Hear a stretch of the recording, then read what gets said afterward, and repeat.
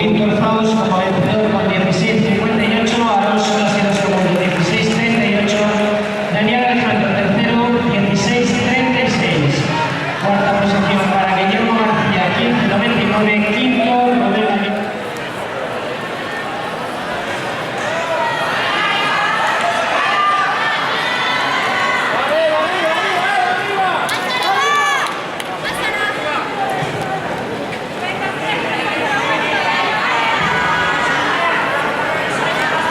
Disputando las atletas de combinada en la primera serie 8, Aucharan Dasa Elevir de Igualada, Julián García, ¡Vale, Alba! ¡Vale, Alba! ¡Va! Sofía Isabel Molina de Guadalajara, Marta Pérez de Sabadell, Pablo Romano de Guadalajara, Senia Benach del Universitario PDS, Ana Paula Gómez de Ciudad de Peña, Eunate Martínez